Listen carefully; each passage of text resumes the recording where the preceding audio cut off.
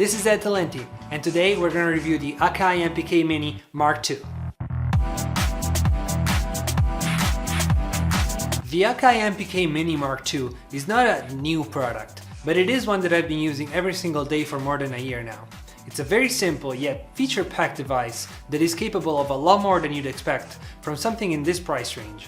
And that's exactly where I want to start from.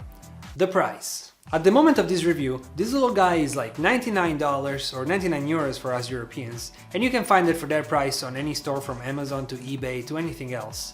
If you go and search for it though, you can find it used for probably like $40, which is a really good deal and a really good price for a product like this. Yes, I know this is made of plastic and it might feel cheap, but it really isn't. In fact, it feels really sturdy. Starting from the structure itself, which is really good quality hard plastic, moving on to the pads, which are backlit with these nice red LEDs. The keys are mini keys, but they work really well and have decent enough velocity control.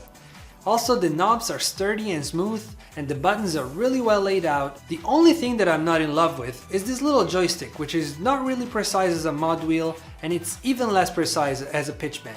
Although, you could map it as an X and Y multi-directional controller for FX or for anything else you want, and you can actually achieve some pretty interesting results like that. As far as connections go, all you have is the main USB connection to plug it into your computer and an input for your sustain pedal. Now let's quickly go over the buttons, the controls and the knobs that you get with the Akai MPK Mini Mark II. Let's start with the keys. As I was saying, we have 2 octaves. They are mini keys, but they're very quiet. Because this is a portable system, it's really good in case you're on an airplane or even in a library or whatever. You're not gonna bother anybody by playing the keys. They feel pretty good, they're pretty sturdy. It's a keyboard, it works. Let's move to the second most important thing, which is the pads. You have 8 pads, they work really well. They have this nice red light behind them that really works with the rest of the keyboard, and it's just really pleasing. I've had many devices with pads on them, and these are some of the best ones. They're typical Akai pads. Really great work on those. Let's move on to the knobs now. You have 8 knobs, fully assignable. You can assign them to any parameter you want on your DAW. They're really smooth and they're really soft. They're nice and buttery, very sturdy, and they also don't stick out a lot, which is something that I really like, because you're gonna throw this thing in a backpack or you're gonna throw it anywhere in a luggage. It doesn't matter. These are not gonna break. These are not gonna stick out and just like snap or anything. These are not going anywhere. Which is really nice. Now let's move on to my least favorite part, like I was saying earlier, which is this guy, which is, it's not my favorite thing, but it's not bad. It's definitely usable. And then we have the rest of the controls, which are all these buttons. Let's quickly run through them and see what they do. So you have your typical octave up and octave down right here. You can go up, I think, 3 or 4 octaves and down. Then you have this full level one, which is an on and off switch button, which works on the pads and on the pads only, so it doesn't affect your keys.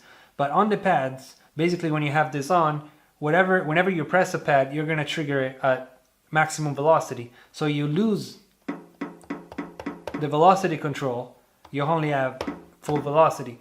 Then you have this note repeat button, which is really great for percussions like hi-hats, for example. Like if I have my hi-hat here, right? And if I play it holding this down,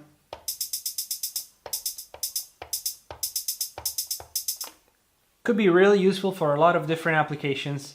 So it's nice to have this button right here, very useful. Then you have something that I wasn't expecting to have in a product of this price range, which is an arpeggiator. It's got a tap tempo function, which is not super precise because you don't have, you can't set a number, but you can turn it on and off by doing this.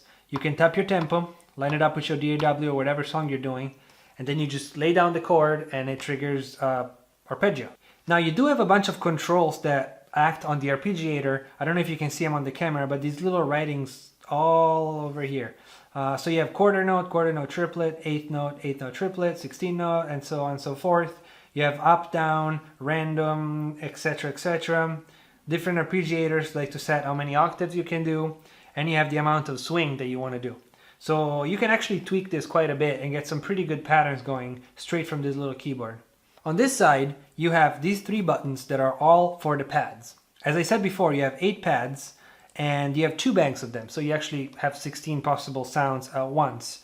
Or not at once, but like, you can switch back and forth. So you have this first bank and then it turns green and you're on your second bank. Now when you have the pads just like these, they trigger MIDI notes, right? If you put CC, they're gonna start triggering CC parameters inside your DAW. And if you go on program change, they're gonna trigger program change parameters. For example, I use this a lot with my strings. I set it up so that I have inside contact, I have the first pad that's legato strings, the second one that's staccato, and then I have spiccato, and then I have different octave controls and stuff. So when I'm playing my part, I can easily switch between the different articulations of the sound, and it's a really fast way to do that. The last button you have is Program Select. Now this button is really important because you can do a lot with this keyboard as it is, but there is a software, which is a free downloadable software, that is called the MK2 Mark II editor. It's for PC and Mac, and you can download it on the Akai website. It's completely free, and once you have it, what that allows you to do is first of all set different parameters and different ranges for the velocities of the keys and the pads, and different things for the knobs, and you can basically customize this thing pretty in depth.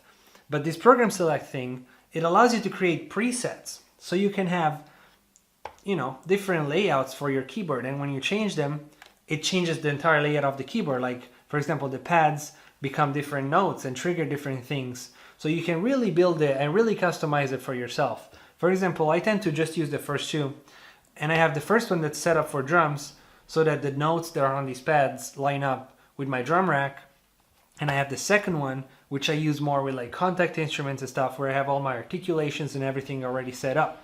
So you can really customize this thing and do a lot with it. In conclusion, this is definitely a very solid product. It has a large number of features packed in a very portable and sturdy controller at one of the lowest prices in the market. The only things that aren't great, like the joystick, they're not bad, they're just not great, but they're still pretty good and definitely very usable. I highly recommend this product if you haven't checked it out yet, both as a product for someone that's just starting out, and also for professionals who just really want to improve their on-the-road setup. This is it for today, guys. This is my very first review, and I hope it came out okay. I never reviewed a product before, but I decided to do it with the products that I use in my everyday life, because I think, you know, ultimately it's not so much about the new and cool products, but it's about the ones that we're comfortable with, and hopefully share some valuable information for some of you out there who are looking into this product, or they're just looking for something to buy. If you like this, please don't forget to hit the like button and subscribe. It really means a lot. Also, don't forget to check out the rest of my videos. I put out a video every week, and I've been doing it for about 2.5 months now,